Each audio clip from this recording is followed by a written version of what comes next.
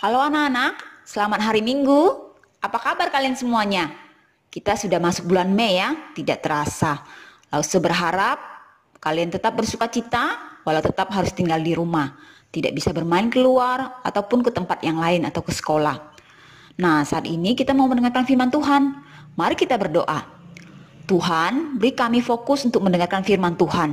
Berkati setiap kami, sehingga kami boleh mendengarkan dengan hati yang sungguh-sungguh. Dalam nama Tuhan Yesus kami berdoa dan bersyukur. Amin. Ada seorang bapak berkata, "Aku harus bagaimana? Lihat, kulit tanganku luka, tapi aku tidak merasa sakit." Bapak ini berkata kepada 9 orang temannya, "Bukan hanya kamu yang kulitnya luka tapi tidak sakit. Lihat, kakiku juga begitu." Jawab temannya, "Lihat, leherku juga luka dan tidak sakit. Lihat, kuku-kuku jariku terkelupas, tapi aku tidak tahu karena tidak ada rasa sakit." Mereka 10 orang saling bercerita tentang luka-luka mereka, namun mereka tidak bisa merasakan sakit. Anak-anak, kalau kalian terluka, apakah masih bisa merasa sakit? Pasti bisa ya. Rasa sakit itu walaupun tidak enak, tapi menolong kita tahu ada yang tidak baik sedang terjadi dengan tubuh kita. Tetapi 10 bapak-bapak itu tidak merasa sakit walau tubuh mereka terluka. Bahkan jika ada anggota tubuh yang hilang, mereka juga tidak sadar karena tidak sakit. Apa yang terjadi dengan mereka?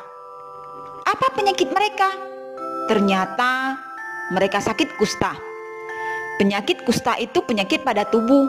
Ada luka di tubuh tapi tidak bisa merasakan sakit.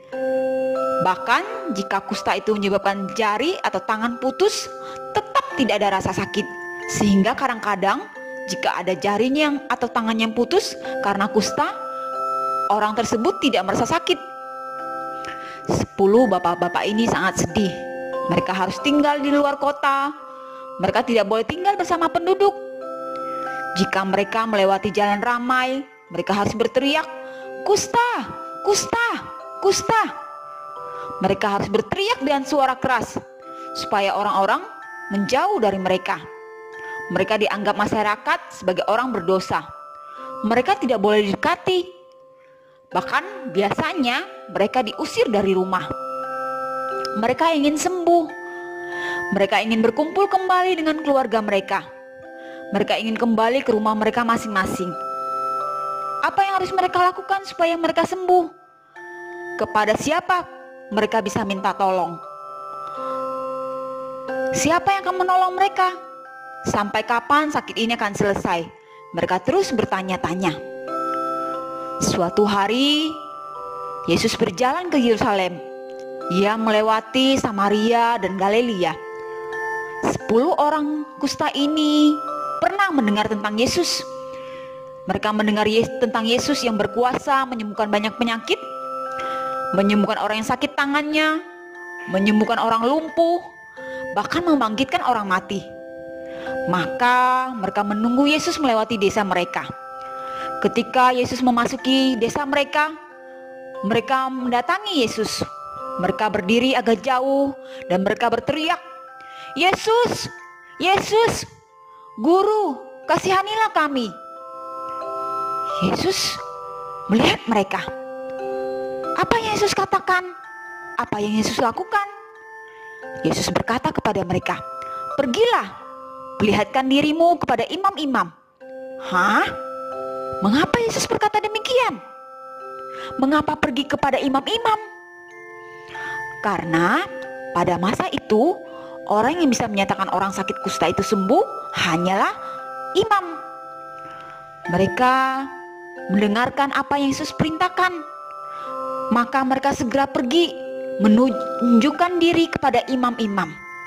Sementara mereka berjalan di tengah jalan, tiba-tiba mereka sangat kaget. Apa yang terjadi dengan mereka? Mereka melihat tangan mereka, melihat kaki mereka, mereka melihat tubuh mereka. Wah, mereka telah menjadi sembuh. Mereka sangat senang sekali. Mereka berteriak, "Aku sembuh, aku sembuh." Mereka terus berjalan menuju tempat para imam. Tetapi Tiba-tiba ada satu orang dari 10 orang itu putar arah. Ia berlari dengan kencang. Ia tidak menunjuk ke tempat para imam. Ia mau kemana? Mengapa ia berbalik arah? Ia berbalik arah, lari sambil memuji-muji Tuhan. Dia memuliakan Allah kita. Ketika ia sampai, ia depan kaki Yesus, ia berlutut kepada Yesus. Ia mengucap syukur, ia berkata, "Terima kasih Yesus, terima kasih." Dan orang ini adalah orang Samaria. Yesus berkata, "Bukankah ke-10 orang tadi semuanya telah menjadi sembuh? Di manakah yang 9 orang itu? Tidak adakah yang kembali memuliakan Allah selain satu orang ini?" Lalu Yesus berkata kepada orang Samaria itu, "Berdirilah dan pergilah, imanmu telah menyelamatkan engkau." Anak-anak, cerita 10 orang kusta ini mengingatkan kita untuk belajar seperti satu orang Samaria, bukan seperti yang 9 orang lainnya. Mereka semua disembuhkan, tetapi hanya satu orang Samaria yang kembali mengucap syukur kepada Tuhan, berterima kasih kepada Tuhan. Tuhan Yesus tidak hanya melakukan kebaikan kepada 10 orang kusta itu, bukan? Tuhan Yesus juga melakukan kebaikan buat anak-anak dan lause, buat kita semua. Yesus pernah menyembuhkan anak-anak. Saat sembuh, adakah anak-anak berterima kasih kepada Tuhan Yesus? Yesus memberi anak-anak makan setiap hari lewat papa mama. Adakah kalian mengucap syukur sebelum makan? Bahkan di saat virus corona sedang menyebar, Tuhan memberi kita tubuh yang sehat, tubuh yang kuat. Sudahkah kita berterima kasih kepada Tuhan? Tuhan juga masih memberi rezeki pada papa mama sehingga makanan tetap ada setiap hari. Sudahkah kita berterima kasih? Anak-anak masih bisa belajar walau harus di rumah, masih bisa bermain dengan kakak atau adik. Sudahkah kalian berterima kasih? Mari anak-anak, kita mau berdoa. Kita mau mengucap syukur kepada Tuhan. Berterima kasih kepada Tuhan karena Tuhan masih memelihara dan menjaga kita. Mari kita berdoa.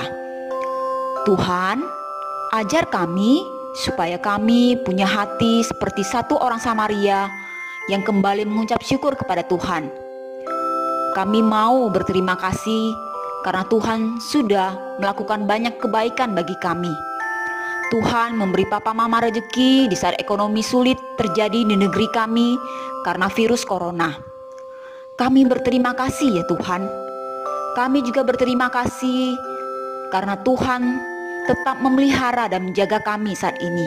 Kami masih diberikan tubuh yang sehat dan kuat. Terima kasih ya Tuhan.